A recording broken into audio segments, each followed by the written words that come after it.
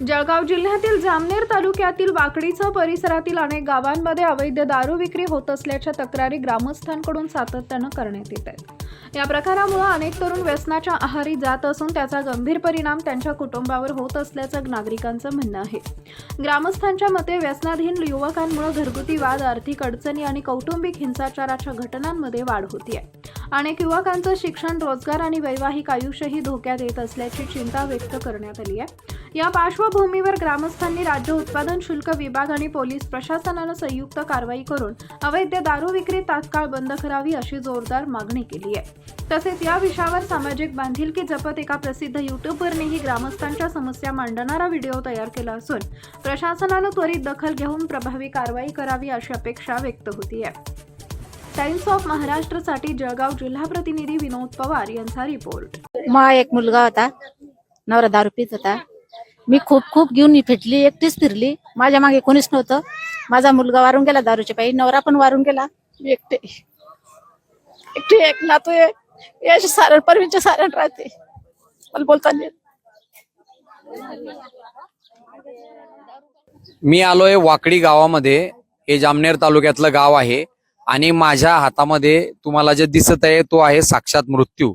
या गावात पाणी गढूळ येतं, मात्र दारू अशी भेटते आणि दारूने अक्षरशः गेल्या 2 वर्षामध्ये या गावातले 20 ते 25 लोक मरण पावलेत, ज्यामध्ये तरुण मुलं सुद्धा आहेत। प्रत्येक म्हणजे गाव जवळपास दारूत बुडालेलं आहे आणि तरुण पिढी प्रचंड उद्ध्वस्त होते इथली। तर आपण या स्त्रियांचं म्हणणं जाणून घेऊ।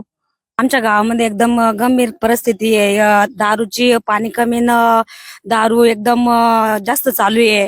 दादा माझा मुलगा आहे, 2 लेकर आहे, बारीक दररोज दारू पिऊन येतो, घरात दांगोडा करतो।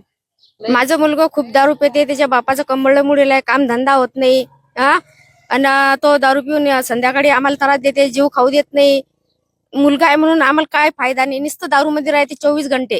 दादा आमचा मुलगा लग्नासारखा आहे, त्याला काम सांगलं उठलं का दारू पितो, लोक देवाचं नाव येतो, दारूच्या अड्ड्यावर जातो। घरातून तर काही नाही, कमाई करली पुरी तरी कमाई मध्ये घालून देतो। त्याला शिकावा सवरा लगेच पोरासोबत जातो, दारू पिऊन घरी येतो, उद मस्ती करतो। त्याच्या बाहेर आमची म्हातारीला अटक येऊन मरून गेली। माझा पती बी वारलाय आणि 2 मुलगा बी वारलाय पहिला, आणि हे पोरग बी या दारू पिऊन रोज सकाळी उठला 5 वाजता की दारू पिऊन येतो, मजुरी करतो आणि दारू पिऊन येतो। घरात रुपया देत नाही, घरामध्ये दांगडो करतो। प्याले दारू कुठे भेटेल, पाणी नाही भेटणार। आमच्या गावातले 10 मुलं मरण पावले, त्यांच्या बाया विधवा झाल्या। तर आजपर्यंत ह्या गावात कोणी उल्लेख केला नाही। तर आम्हाला हातजोड विनंती आहे की बुवा हे दारू बंद व्हावी। आज अशी परिस्थिती आहे, आमचं ग्रामपंचायत कार्यालय वाकडी त्याच्या समोर 100 मीटरच्या आत दारू विकली जाते।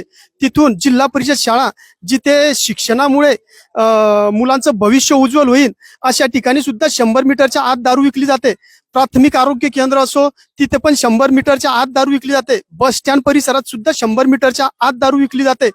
जर का अशा ठिकाणी दारू विक्री जर करत असेल तर मग हे प्रशासन झोपेचं सोंग घेत आहे का? हे वाकडी गावामध्ये पाणी असं मिळतं, मात्र गावठी दारू, देशी दारू मुबलक मिळते। ठेके आहेत इथं वेगवेगळ्या लोकांचे, काही लाभार्थी आहेत आणि यांच्यावर कोणतीही कारवाई होत नाहीये। त्यामुळे घराचे घर बर्बाद होत आहे। तरुण पिढी इथली वाकडी गावातली पूर्ण बर्बाद होते। वर्षभरात 20 तरुण आणि माणसं मरण पावत आहेत।